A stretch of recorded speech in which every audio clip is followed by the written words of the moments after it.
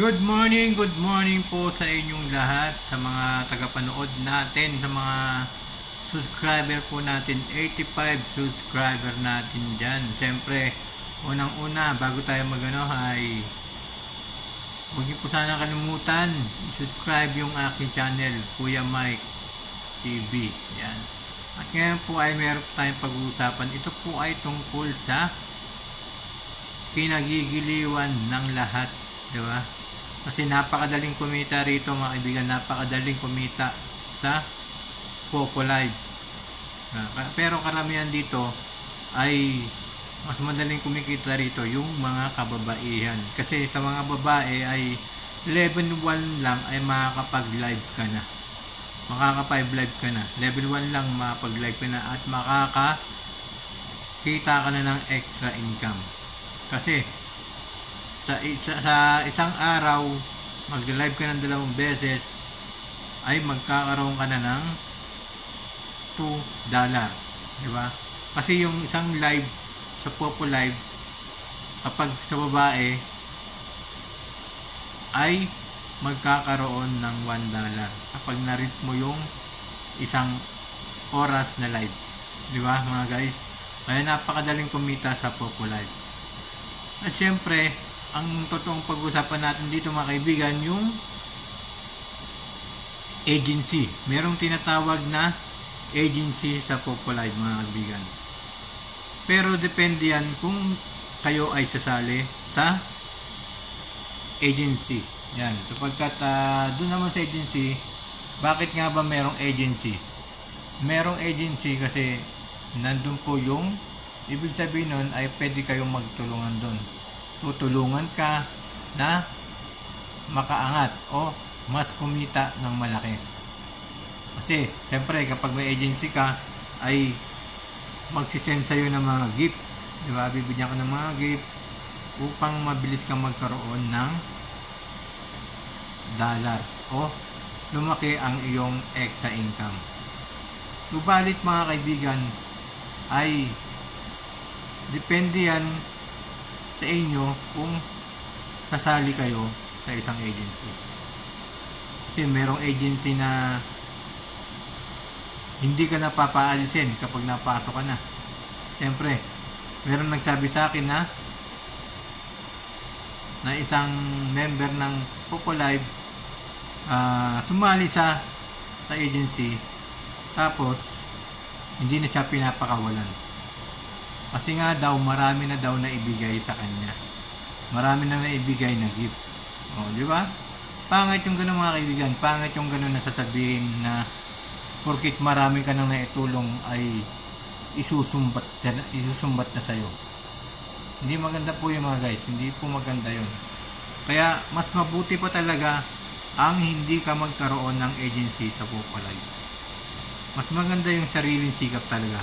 Para pagdating ng panahon na kunyari sumali ka sa agency, di ba? Tapos aalis ka kasi marami kang nakuhang gifter, mga gift. Pero dapat hindi na sasabihin yung ganun sa mga ka-member mo. Kasi pangit yun, pangit na ano. Kung magbibigay ka, dapat mula sa puso mo na yun. Bukal sa puso mo na yung pagbibigay ng gifter. Tulong na, tulong. Kaya, huwag na tayong manunumbat. Yan, huwag na manunumbat kung nagbigay kayo ng gift sa inyong mga member. Di ba? Kasi, kaya nga nagkaroon ng Popo Live upang magka-suportahan kayo. Kaya nga ako Kaya ako ngayon, meron akong Popo Live. Ayoko na ng may agency. Ayoko ng may agency. Lalo na't nalaman ko sa iba na ganun pala yung ginagawa nila. Na pag nasa agency ka, hindi ka napapaalisin kasi marami na silang naibigay sa'yo, naibigay na tulong. Huwag ganun. Kaya nga sa mga meron diyang Popo Live, yan. Pag-isipan nyo po muna ng matagal kung sasali po kayo sa isang agency sa Popo Live. Kasi napakapangit yung ganun sasabihin sa'yo na susumbatan ka kasi maraming binibigay sa'yo na gifter, nakakuha ka na ng pera. Huwag ganun, pangit yung ganun. Kaya mas maganda pa talaga yung bago ka sumali sa agency, sa Popo Live na tinatawag ay pag-iisipan mo muna ng matagal. Mag-iisip ka muna ng matagal bago ka sumali sa agency. O kaya huwag ka nang sumali sa agency. Talagang gawin mo na lang yung para sa'yo.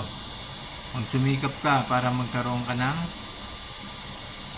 sasahurin sa Popo Live. Kasi total, sa babae, madali lang naman yan makasahod. Kasi sa 10 beses mong pagda-live, magkakaroon ka na ng $10. O, di ba? Magkano sa Pilipinas yung $10? 500 plus. 500 plus, mahigit. O, napakadali lang pag sa babae.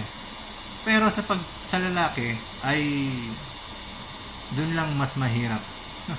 Dun lang mahirap kasi kailangan mong maglaro, di ba? Maglaro, gumastos para makaabot ka sa level 10. Kasi sa lalaki, ang pwede lang po doon ay kailangan maging level 10 ka bago ka makapag-live o maging level 9 ka bago ka makapag-live. Kaya medyo mahirap sa mga lalaki. Pero mas madali sa mga babae kasi babae po sila. Yan ang piniprioritize ni Popo Live, yung mga babae. Kaya nagkakaroon po ng level 1 to lang ay pwede na po sila mag-live streaming. Alam mo yung mga kaibigan, paano kumita talaga sa Popo Live? Napakadali na kumita ng mga babae dyan. Mag-live lang sila sa isang araw, mag-live sila ng isang oras. Tapos, pangalawang live nila ay 2 oras. Bali 120, isang oras, 60 minutes. Sa 2 oras naman ay 120 minutes. Diba? Yan. Pag na-reach nila yun, meron silang $2. Sa isang live na 60 minutes, meron silang $1. Oh, diba? Napakadali lang mga kaibigan. Kaya sa mga gustong sumali dyan sa Popo Live, yan, mag-install na kayo sa inyong mga cellphone ng Popo Live kasi napakadali lang. Lalo na sa mga babae. Kaya ang mga gustong sumali sa mga agency uli, pag-isipan po natin ng matagal. Pag-isipan po natin ng matagal yan para ma-sure natin na karapat-dapat niya na sumali tayo sa kanila sa agency.